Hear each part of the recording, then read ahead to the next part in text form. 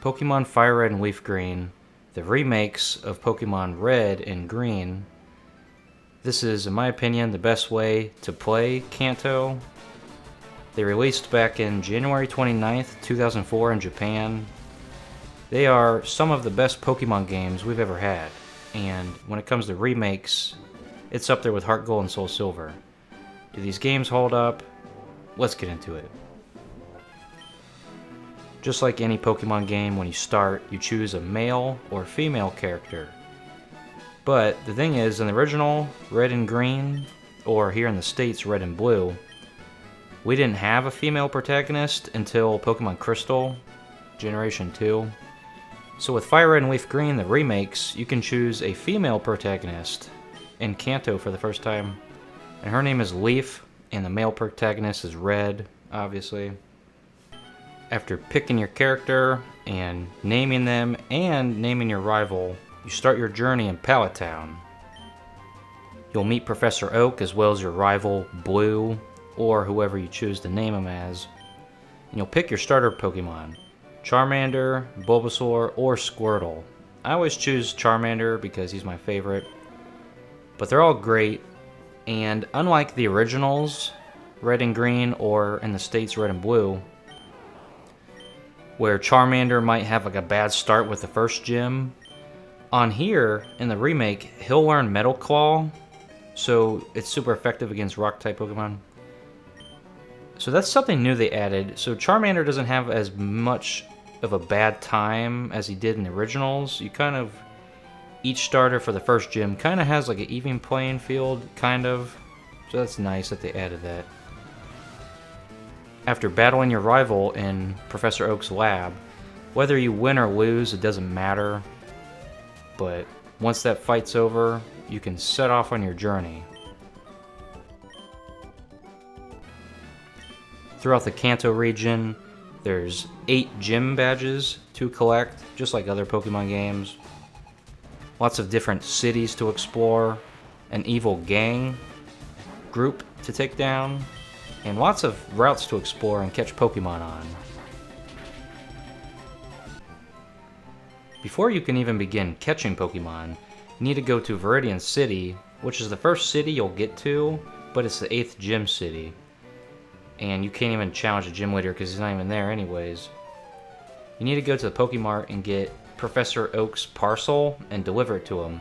Then he'll give you your Pokédex and your Pokeballs, and then you can start catching Pokemon. Something else to add is, in the original Red and Green, you didn't have running shoes like you see in more modern Pokemon games. So I guess to keep it faithful as a faithful remake, you don't get your running shoes until a little bit later, so you have to beat the first gym badge to get your running shoes. So you'll just be walking around just like the original Red and Green, just for a little bit. So it's not that bad.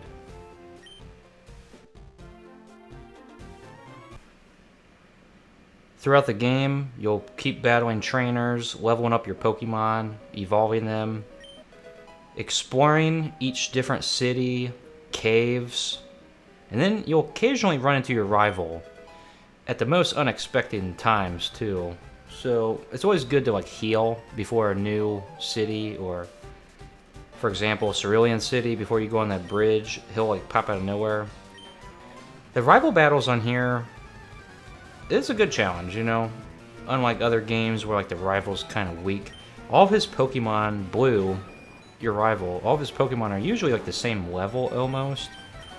But if you just use your starter and you don't train your other Pokemon, your starter can be like over leveled, so like it might not be much of a trouble, but it's just good to, you know, use different Pokemon and level them up as well. But the rival battles in here are very good, and like I said, they'll come out of nowhere when you least expect it.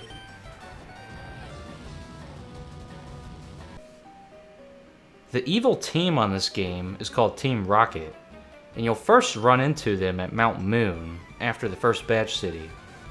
They're this game's evil corporation led by Giovanni, which is the 8th gym leader of Viridian City, and that's why he's not there, because he's running Team Rocket. Team Rocket on this game are pretty evil. Once you make it to Lavender Town through Rock Tunnel, that's when like the lore of this game gets a little like fleshed out. You can go into Pokemon Tower in Lavender Town, and you'll find out that Team Rocket killed a Marowak. And there's like a baby Cubone in Lavender Town in one of the houses. And so Team Rocket tried to capture it, and then they like killed it because it like resisted them. So Team Rocket's like held up in Pokemon Tower, and there's a Marowak ghost that you can't even like identify. So throughout the game, there'll be like different Team Rocket hideouts. There'll be one in Celadon City, one in Saffron City, in the Sylph Co. And you can get a device from the Sylph Co, the Sylph Scope, and that will let you see that Marowak spirit. You can't catch it, but you'll battle it. So like Team Rocket, they're very evil. You know, they're not just like typical bad guys. You know, like they actually kill Pokemon and capture them and sell them off.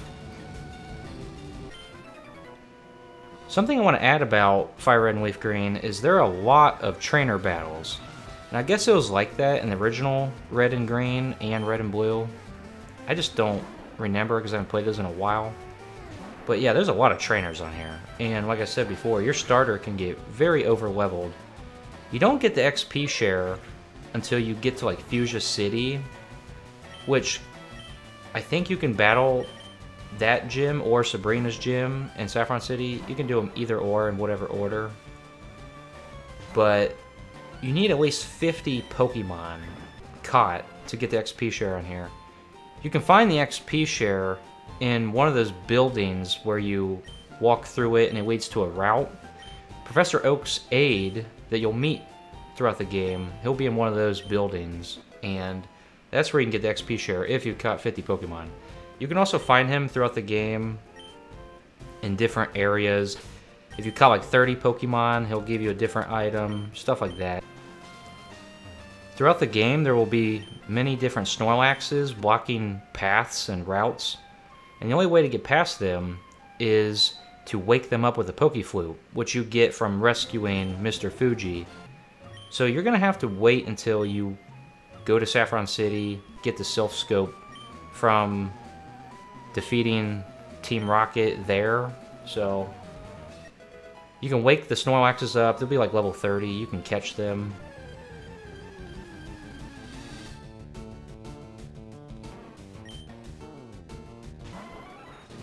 Once you get to Fuchsia City as well, there's a Safari Zone there.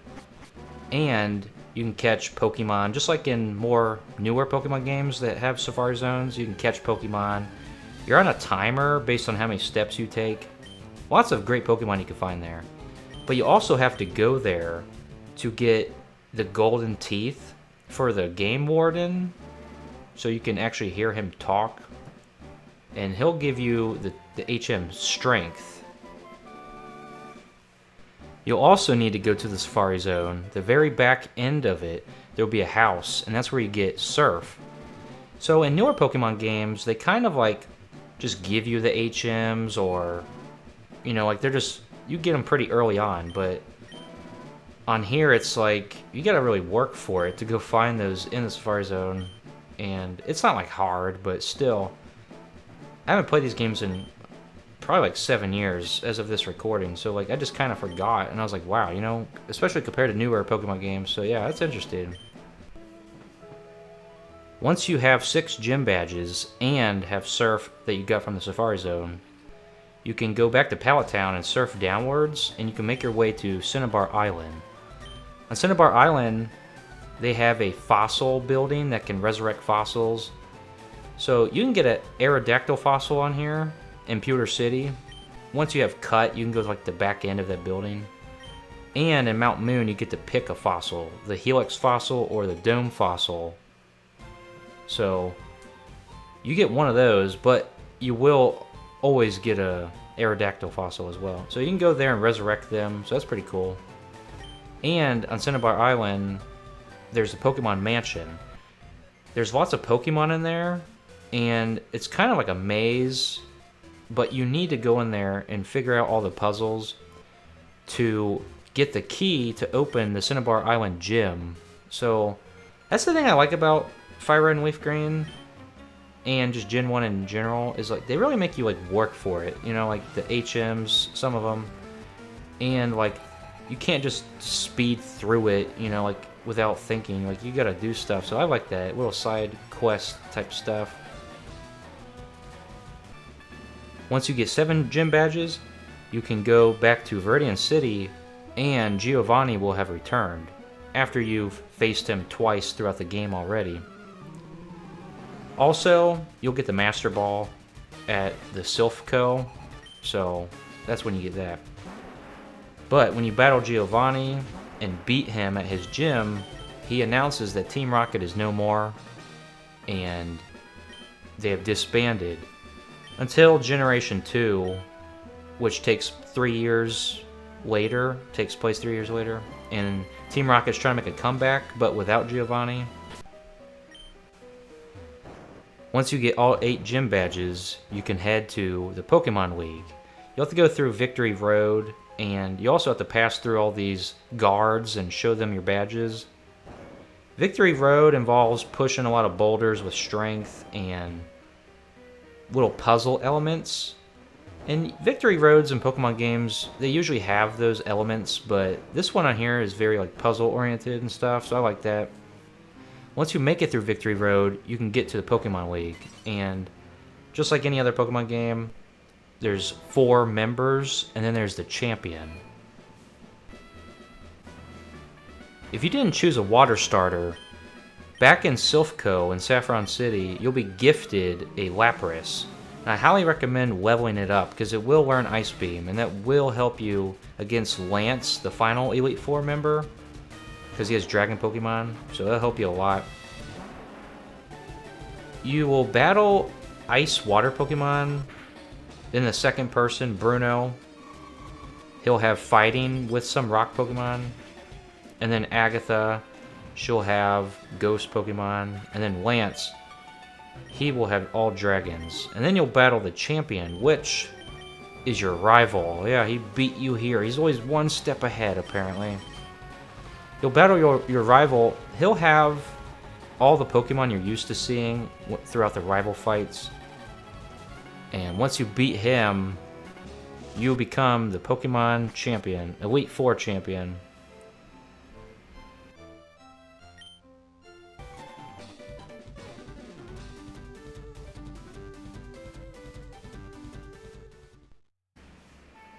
Once the credits roll, you can start the game again. And also during the credits, you'll get this like cool little animation of Red, or if you chose Leaf, running. So that's pretty cool. Something I didn't mention was, once you do get to Cinnabar Island, you'll meet Bill. You'll meet him earlier in the game, and he gives you the SSN ticket to go on there in Vermilion City. But once you get to Cinnabar Island, he'll come there and ask you if you want to head to the Sevii Islands with him. You can say no, but you can go there, and then you'll be able to do 3 of the 7 islands. And then once you beat the game, you'll be able to access the rest of them. The Sevii Islands is this game's post-game, and it's all new, wasn't in the originals. The Sevii Islands is awesome, nice post-game, lots to explore. You can find Johto Pokemon here, and fill up your Pokédex even more. Also, in the original Red and Green, or Red and Blue, you couldn't breed Pokemon. I don't believe you could do that until Gold and Silver. So there's 2 daycares in FireRed and LeafGreen. One south of Cerulean City, the second gym city.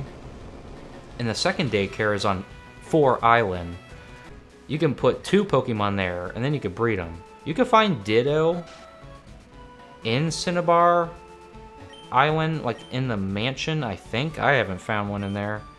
You can find them in Cerulean City Cave, which you won't be able to access until you beat the post-game. But you can also find a Ditto on one of the routes. It's near Fuchsia City. It's like a route leading to that. You can find a Ditto in like a patch of grass that you have to use cut on a tree. So there's a couple ways you can find a Ditto. The Sevii Islands post-game is a lot of fun, and I love it. Great post-game. There's 7 total islands to explore. There's a story with Lorelei of the Elite Four and how she grew up on 4 Island, I believe. So Team Rocket is there causing trouble in the post-game on the Sevii Islands. And throughout the Sevii Islands, there's a ruby and a sapphire that you need to get for this guy named Celio. And once you get the ruby and sapphire, that lets you trade with Pokemon Ruby and Sapphire. And you can't trade with Pokemon Ruby and Sapphire until you get the National Dex, which I think you have to have 60 Pokemon caught, I believe. But once you give the Ruby and Sapphire to Celio, once you complete the post-game, then you can trade with Ruby and Sapphire. And I think they did that just so like you don't trade Hoenn Pokemon to a remake, just to keep the remake faithful, I assume. So that's like a downside, I guess you could say. Like you can't trade with Ruby and Sapphire until you beat the post-game. Also, you can't even enter Cerulean Cave until you beat the post-game, which, if I remember correctly, in the original Red version, all you had to do was just beat the Elite Four, but now they make you wait to catch Mewtwo. So, that's interesting. But the post-game is a lot of fun. You battle Team Rocket, you need 2 different passwords to enter their warehouse. Once you enter the warehouse, they're in denial, and they refuse to believe that Giovanni, like, really disbanded. Once you beat them, you'll get the sapphire that this guy stole from you when you go to a certain cave earlier to get it. And then you give them back to Celio, and then you can trade with Ruby and Sapphire.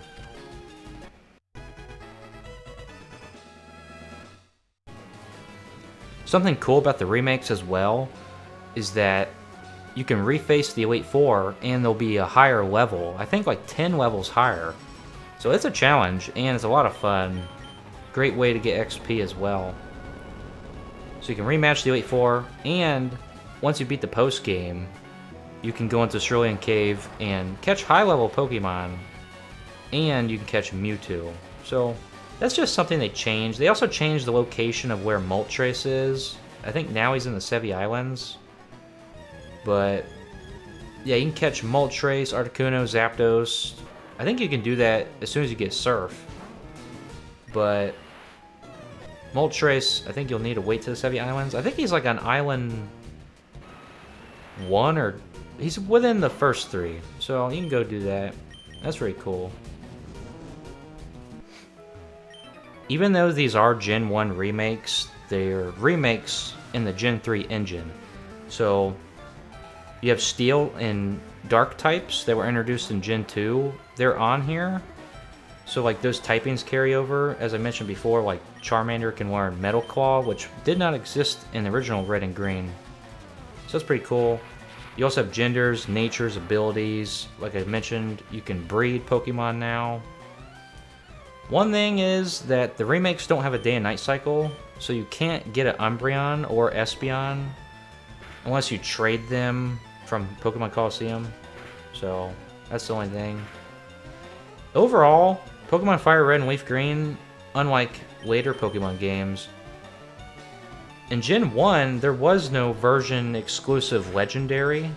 You can catch Mewtwo on both games. You can catch Moltres, Articuno, Zapdos on both games. So there's no like main legendary that's exclusive. The only difference between FireRed and LeafGreen are the version exclusive Pokemon.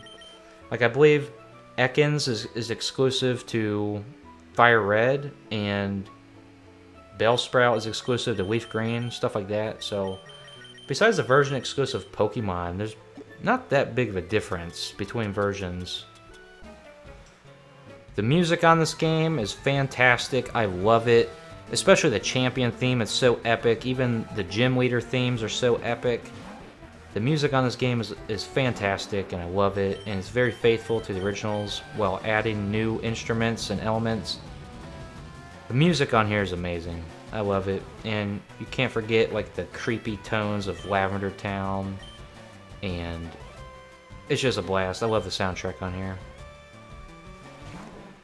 Overall, FireRed and LeafGreen are some of my favorite Pokemon games of all time. This is the definitive way to play Gen 1, in my opinion. FireRed and LeafGreen are just perfect, you know? I can't really think of anything that I'm not too fond of, besides, like, you have to wait a little longer to catch Mewtwo. Besides that, I really don't have a problem with anything. I love these games, I love the soundtrack, I love the updated graphics. This is just the definitive way to play Gen 1. It's way better than Let's Go Pikachu and Eevee, without a doubt. The only downside is these games are expensive. So they're like $80 to $100, yeah. Find a way to play them, I guess, and I'll see you next time.